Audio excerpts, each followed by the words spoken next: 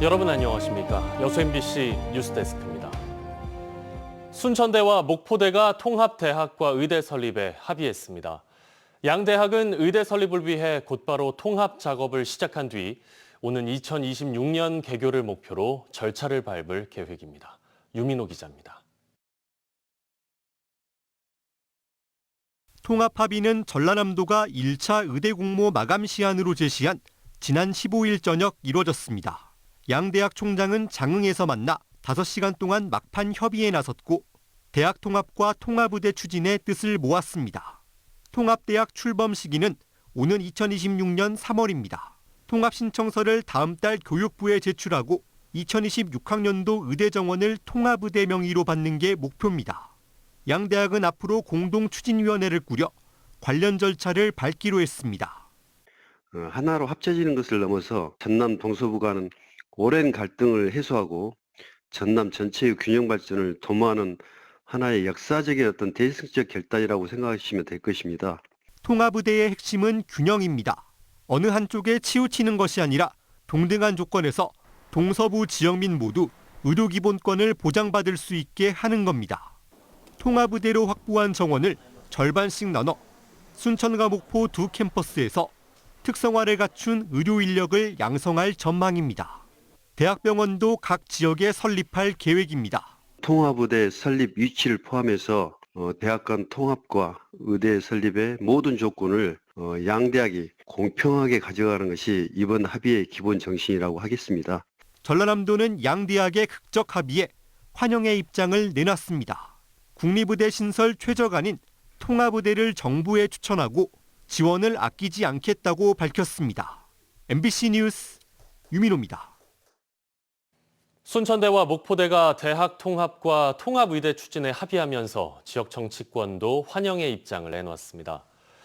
김영록 전남지사는 입장문에서 양 대학의 합의는 정부 정책에 부합하고 도민 건강권과 생명권을 확보할 수 있는 최적의 대안이라고 밝혔습니다.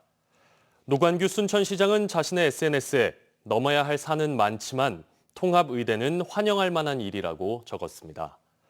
김문수 더불어민주당 의원도 대승적인 합의를 진심으로 축하한다며 최종 목표가 완성될 때까지 국회 교육위원으로서 최선을 다하겠다고 밝혔습니다. 순천시가 주말 이틀 동안 자매도시 일본 이즈미시의 초청으로 대산업제 행사에 참가했습니다. 올해 30회를 맞은 대산업제는 이즈미시 대표 축제로 순천시는 협력 관계를 강화하고 지역 제품 홍보에도 나섰습니다. 참여 농가들은 꽃차와 청국장 환 등 다양한 지역 특산품을 선보였고 일부 품목은 수출 계약까지 이뤄냈습니다.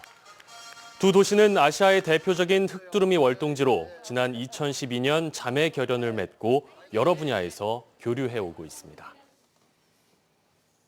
이순신 대교가 생긴 이후 교통 편의는 물론 물류 비용 저감에도 큰 도움이 되고 있습니다.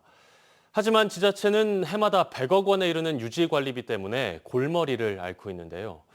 그래서 국도 승격이 필요하다는 목소리가 예전부터 나오고 있지만 여전히 제자리 걸음입니다. 김단비 기자의 보도입니다. 여수와 광양을 연결하는 국내 최대 규모의 현수교 이순신 대교입니다. 대형 화물차들이 쉴 새 없이 여수 국가산단과 광양제철소, 광양항을 오갑니다. 2013년 이순신 대교가 개통하면서 여수 광양 간 이동 거리와 시간이 대폭 단축됐습니다. 특히 원활한 물동량 수송과 물류 비용 절감에 기여하며 산업단지 진입도로의 역할을 톡톡히 하고 있습니다. 하지만 관리권 문제는 개통 이후부터 끊이지 않고 있습니다. 유지 관리비를 떠안고 있는 전남도와 여수시, 광양시는 이순신 대교를 국가가 관리하는 국도로 승격할 것을 오래전부터 요구하고 있습니다. 여수 산단에서만 한 해 6조 원의 국세를 징수하는 등 실질적인 수혜자는 국가인데 도로 유지 관리는 재정 사정이 열악한 지자체가 떠안는 불합리한 구조라는 겁니다. 유지 관리 비용까지 증가한 것은 지방자치법 제11조 사무분배 기본원칙에도 위반되기 때문에 국가산단 국가지원법 개정안도 최근 발의됐습니다. 국가가 안전상 필요하다고 인정하는 경우 유지보수비 일부를 지원할 수 있도록 한 현행법을 안전상으로 제한하지 않고 전부 지원할 수 있도록 바꾼 것이 핵심입니다. 이처럼 이순신 대교에 대한 국가 책임론은 끊이지 않고 있지만 정부의 반응은 미지근합니다. 2021년 국도 승격이 논의됐지만 기재부 검토 과정에서 제외된 바 있습니다. 전라남도는 지속해서 국도 승격을 건의하면서 다른 방안도 찾겠다는 계획입니다. 예를 들면은 지방 국도 승격이 안 된다 하면은 뭐 관리비를 받을 수 있는 방안도 한번 연구도 해볼 필요성도 있고. 올해 이순신대교 유지관리비는 73억 원, 10년 전보다 무려 6배나 늘었습니다. 시공사의 하자 보증 기간 만료로 지자체의 재정 부담은 해마다 불어날 예정입니다. MBC 뉴스 김단비입니다. 날씨 정보 전해드립니다. 오늘 전남 동부 지역은 대체로 흐렸습니다. 내일은 맑은 가운데 찬바람이 불고 기온이 많이 내려가면서 쌀쌀하겠습니다. 건강관리 잘 하셔야겠는데요. 내일 아침 최저 기온은 순천 1도, 여수 3도까지 떨어지겠고 낮 최고 기온은 11도가 예상됩니다.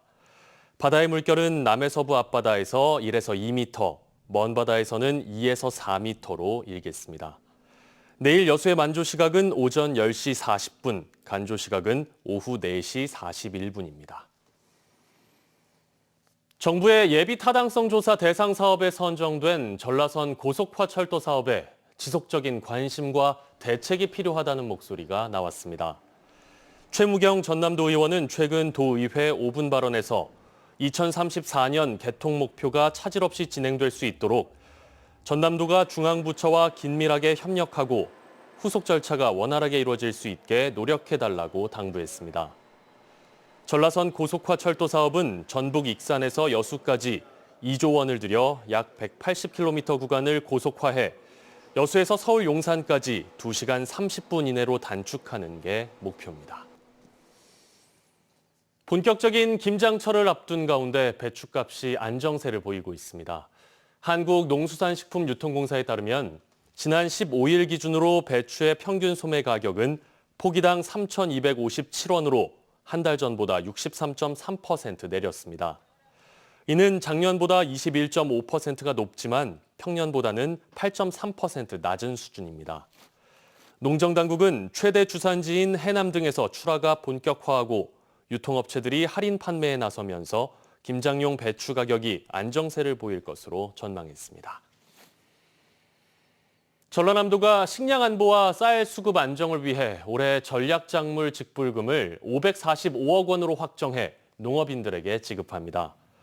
논을 활용한 두류와 가루쌀, 식용 옥수수 등 재배농가에 지급되는 올해 전략작물 직불금은 이동계작물 2만 9천 명에게 227억 원, 하계작물 8천 명에게 290억 원, 전략작물 인센티브로 28억 원이 확정돼 도내 3만 7천여 농업인들에게 순차적으로 지급될 예정입니다.